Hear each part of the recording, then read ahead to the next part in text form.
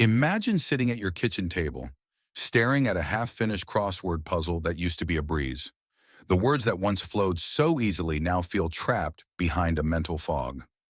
That was exactly how my neighbor Joan felt when she turned 77. She'd always prided herself on her sharp mind. She was the person everyone called for help with tricky puzzles or tough financial decisions. Yet suddenly she found herself in a daily struggle just to recall where she'd placed her reading glasses. She tried every brain teaser app and crossword book on the market, but to her frustration, none of it seemed to slow the forgetfulness creeping in. It wasn't just her memory at stake. It was her sense of independence too. The freedom to drive herself to the grocery store without second-guessing her route, or to chat confidently with her grandkids about their lives without losing track of the conversation. When she realized those once easy tasks were becoming a challenge, panic set in. And honestly, it's a panic many seniors feel. Because if we don't keep our minds active and resilient, there's a real risk of losing the autonomy that makes life rich and fulfilling in our later years. For decades, we've been told that brain training games or memory exercises can keep us sharp. But why do so many of these programs seem to fail after 75? The stakes are high if we don't figure out a better way. Cognitive decline can rob us of the simple joys, like recalling a beloved family recipe or savoring a novel. It can make us doubt our own abilities and rely on others more than we'd like. Yet here's the powerful truth. There are proven approaches that actually work, and work surprisingly well, even if you've already started to notice signs of mental fog. Today I'm going to share 6 key insights that will flip traditional ideas about cognitive training on their head. If you stick with me until the final insight, you'll discover something almost no one talks about, yet it could completely redefine what's possible for you in your 70s, 80s, and beyond. I've spent years researching what it takes to stay mentally robust in the later stages of life. Specialists around the world now recognize that the typical one-size-fits-all approach to brain games overlooks the real factors that maintain mental agility. These 6 points are drawn from interviews with older adults who continue to learn new languages in their 80s, start fulfilling hobbies in their 90s, or even pick up new careers well past retirement. More importantly, each of these strategies is grounded in the principle of preserving and enhancing your independence. By the time we're through, you'll see why most so-called cognitive training efforts fall flat, and exactly what to do instead to keep your mind steady, active, and in control. Before we dive into the first crucial insight, I'd love for you to subscribe if you haven't already. Turn on the notification bell so you never miss a chance to gain more knowledge that can help you stay independent. And if at any point this video resonates with you, just type the number 1 in the comments. If you feel like this isn't helpful, type 0. That feedback guides me to create content that truly empowers you. Let's begin. One of the biggest reasons standard cognitive training fails is that it focuses almost entirely on mental drills, repetitive tasks, puzzles, or memory quizzes. While ignoring a deeper truth, your mind is connected to your emotions, lifestyle, and social experiences. The first key insight is the notion that you can't isolate brain function from the rest of your life and expect dramatic improvements. This challenges everything we've been told about just do more Sudoku, because here's the misconception. People think that solving more puzzles directly translates to sharper thinking in everyday situations. The reality is quite different. Take George, age 79, who spent weeks pushing himself to complete advanced number puzzles for an hour every morning. He got better at those puzzles, sure, but he still struggled to find the right words during casual conversations, and he continued to feel that creeping frustration when trying to recall details from his bank statements. The surprising truth is that mental exercises alone can reinforce narrow skills without translating to overall mental agility. Instead, you need to integrate your mental practice into real-life activities that spark genuine interest and tap into multiple senses. Think about a creative hobby that truly excites you, like painting landscapes of the places you've visited, or cooking a new recipe that engages your sense of smell, taste, and sight. When your brain becomes immersed in meaningful experiences, you're not just training memory or problem-solving in a vacuum. You're cultivating emotional engagement, curiosity, and motivation, which researchers have found are critical to retaining mental sharpness. A simple, practical step you can try is turning any routine task into a multisensory experience. If you usually walk around the block for exercise, start naming all the different bird calls you hear or note the changing colors of the leaves. If you love cooking, pick a favorite recipe and challenge yourself to memorize the ingredients, measuring by feel rather than relying on the printed list. By making each activity slightly more complex and interesting, you're inviting your brain to stretch. The emotional payoff is significant. You'll feel more confident in your everyday life because you're strengthening your ability to adapt and stay alert in real-world situations, not just while sitting in front of a puzzle. Here's the second critical insight. The role of social connection in preserving cognitive function is huge. This might sound obvious, but here's the bold statement. Isolation is more destructive to your mental agility than missing out on any set of daily puzzles. The common misconception is that to keep your brain active, you just need quiet time to read, do memory games, or complete certain training modules. But ironically, shutting yourself off from others can be one of the worst things you can do. Studies suggest that loneliness actually accelerates cognitive decline. People often blame failing memory on age, but in many cases, it's the lack of stimulating social interactions that speeds up mental downturn. Consider Evelyn, who's 80 years old and lives in a small town. For years, she diligently worked through word puzzles and brain training apps, but spent most days alone. She rarely spoke to anyone besides her daughter, who visited once a week. As a result, Evelyn's memory and mental speed continued to slide. Then everything changed when she joined a local senior choir. She had always enjoyed singing decades ago, but she'd never considered it brain training. Now she meets new friends at practice, learns harmonies by ear, and performs in front of audiences. The constant challenge of memorizing songs, communicating with peers, and enjoying the excitement of small performances sparked more improvement in her clarity of mind than all those lonely puzzle sessions ever had. The key insight: a lively social environment stimulates multiple areas of the brain: language, emotion, recall, and coordination, providing mental exercise that's impossible to replicate in solitary tasks. So what's the practical advice here?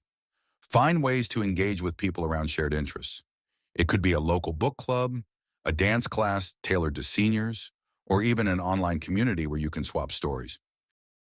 If you have trouble leaving the house, try video calls with family or friends while engaging in an activity together, like cooking the same dish simultaneously and comparing results in real time.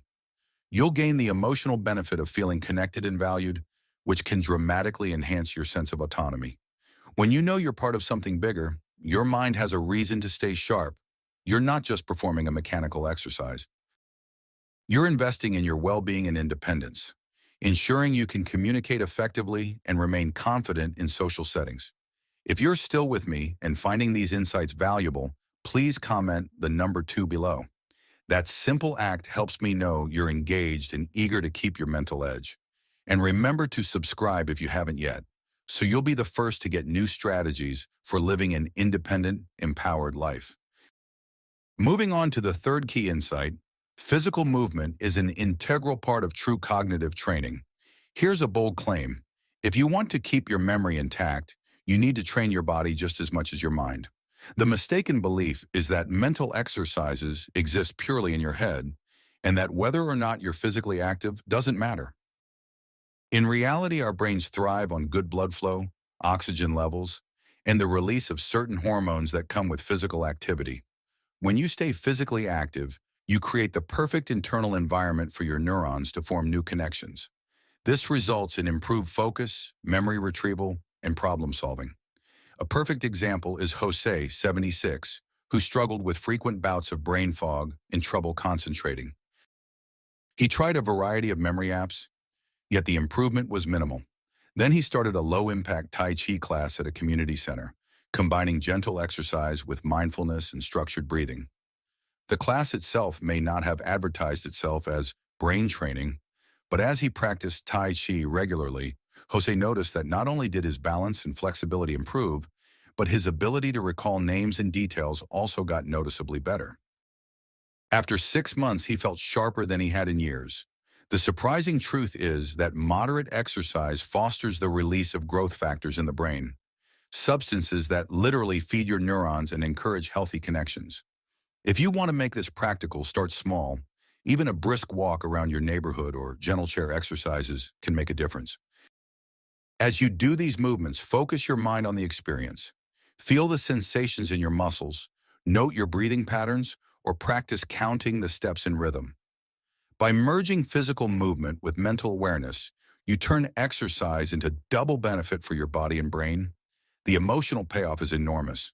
When your body feels stronger and more energized, you gain confidence in your capacity to look after yourself. It's the foundation of independence. You're not waiting for someone else to do tasks for you. You're taking charge of your own abilities, mentally and physically. The fourth insight may raise some eyebrows. Emotional well-being is directly tied to cognitive performance. The traditional view suggests that if you're struggling with memory, you simply need better drills or medication. But often overlooked is the reality that unchecked stress, anxiety, or depression can drastically undermine your cognitive function. Think about it. When you're worried or sad, your mind becomes preoccupied, making it harder to process and retain new information. That's why tackling emotional burdens can be just as important as doing any crossword puzzle or brain game. Consider Barbara, age 82, who fell into a slump after losing her close friend. She'd always been vibrant, but the grief and isolation led to a cloud of constant worry about her future. She tried a well-known memory training program that promised big results, yet she saw no real difference. Eventually, she sought a support group where she could talk openly about her feelings of loss. Over time, Barbara started to notice improved clarity and recall. By addressing the emotional root of her anxiety, she cleared the way for her mind to function at its best. The surprising revelation here is that emotional hurdles can block learning and memory just as effectively as a physical injury can limit mobility. What's the practical step? Do a daily emotional check-in. Write in a simple journal or talk to a friend about what's on your mind. Take 5 to 10 minutes each evening to sit quietly and allow yourself to feel what you're feeling, without judging or repressing it. If worry or sadness surfaces, consider sharing it with someone you trust or even seeking professional guidance if you find it overwhelming. Your emotional health shapes your cognitive vitality. Reducing stress and addressing sadness often leads to clearer thinking, better sleep, and a renewed sense of control over your life. That sense of control is priceless. It's what helps you stay self-reliant and not fear every change or new challenge that comes your way. If you're still watching, I'd love it if you'd comment the number 4 to let me know you're here, absorbing these insights. Don't underestimate how much your engagement matters. It fuels our ability to continue sharing information that keeps you strong and independent. Let's move on to the fifth insight. Novelty is the secret ingredient most cognitive programs ignore.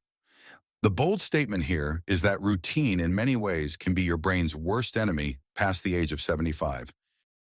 Common wisdom might say you should stick to what you know, avoid stress, keep life simple. But ironically, avoiding new experiences can cause your mental agility to wither. Your brain is wired to adapt to new stimuli. When that novelty disappears, your mind has fewer reasons to form fresh pathways, which can lead to stagnation. Picture Albert, who is 84 and used to love tinkering with old electronics. Over time, he felt those projects got too complicated, so he stopped. He spent his days watching the same TV shows and reading the same newspapers. His cognitive performance declined, and he felt bored, borderline depressed. One day, his grandson introduced him to digital photography, a totally new world for Albert. At first, it was intimidating, but as he learned how to adjust camera settings and edit photos on a computer, he felt his mind wake up. Within months, his memory for details like login passwords and editing steps improved sharply. The surprising twist was that by diving into a skill he'd never tried before, he gave his brain the workout it desperately needed. The actionable advice is simple. Try something unfamiliar at least once a week. It could be cooking a dish from a different culture, learning a few phrases in another language, or using a new piece of technology. When you engage with something outside your comfort zone, your brain's learning mode kicks into high gear. The emotional benefit can be exhilarating. Instead of feeling stuck in a loop, you'll feel more alive, more confident, and more in control of your capacity to learn. It's not about becoming a world-class photographer or fluent in Mandarin. It's about embracing fresh challenges to keep your mind flexible and resilient, which in turn lets you maintain the independence you treasure. Finally, the sixth insight is where it all comes together. True cognitive strength requires a holistic approach. Here's the bold claim. If you're trying to fix your memory or mental agility by focusing on just one aspect, like puzzles or exercise or diet, you're missing the bigger picture. The misconception is that a single magic bullet technique will keep you mentally sharp for life. In reality, it's the synergy of meaningful engagement, social connections, physical movement, emotional well-being, and curiosity that leads to lasting cognitive health. Take the story of Hilda, 79, who was on the verge of giving up. She'd tried everything in isolation, memory apps, a walking routine, and even a new hobby, but did each half-heartedly and gave up quickly. It wasn't until she combined them, joined a walking club to share her interest with others, simultaneously learned to knit, which required following patterns and counting stitches, and openly discussed her anxieties with a supportive group, that she experienced a remarkable mental renewal. Within a year, Hilda found herself recalling small details like phone numbers, birthdays, and grocery lists without hassle.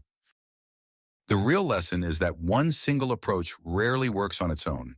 You need to cultivate an environment, both inside and outside yourself, that champions mental engagement on all fronts. What can you do starting today? Begin by layering these strategies. If you pick up a new hobby, see if you can find or form a group around it, physical or virtual. Incorporate gentle physical exercise into your day and try journaling to keep tabs on your emotions. When you see how these elements reinforce each other, your mental clarity, confidence, and self-reliance will soar. You're effectively creating a protective net for your cognitive health, giving you a safety line that helps you remain self-sufficient for as long as possible. If you've made it to this point, comment the number 6 so I know you're committed to taking charge of your mind and your life. I also invite you to subscribe if you haven't already, because your support allows me to continue sharing insights that empower you to stay strong, independent, and vibrant. Now let's take a moment to reflect on what we've covered. You've discovered how isolated brain training often falls short and why integrating mental, emotional, and physical factors is the real secret. We looked at the importance of social interaction for stimulating multiple parts of the brain, the role of physical activity in boosting mental clarity, and the impact of addressing emotional well-being. We also revealed how introducing novelty keeps the brain elastic and eager to learn, while tying everything together through a holistic approach. The transformation possible here is enormous. By applying these insights, you can regain confidence in your memory, your problem-solving abilities, and your sense of control over daily life. That's worth acting on right now because each day you wait is another day that habits of isolation, stress, or monotony might tighten their grip. Take a moment to envision yourself 6 months from now. Picture waking up clear-minded and eager to start your day, knowing you have a network of activities, connections, and small goals that keep your life active and interesting. Imagine the difference it makes when you can keep track of important dates without fumbling or engage in lively conversations with friends and family without hesitating. That future doesn't have to be a fantasy. It can be your reality if you decide to apply what you've learned today. So here's my challenge for you. Pick one of the 6 key insights and make a plan to implement it this week. Maybe you'll decide to join a community group that shares your interests, or you'll start a routine of mindful movement each morning, or try something new that scares you a little.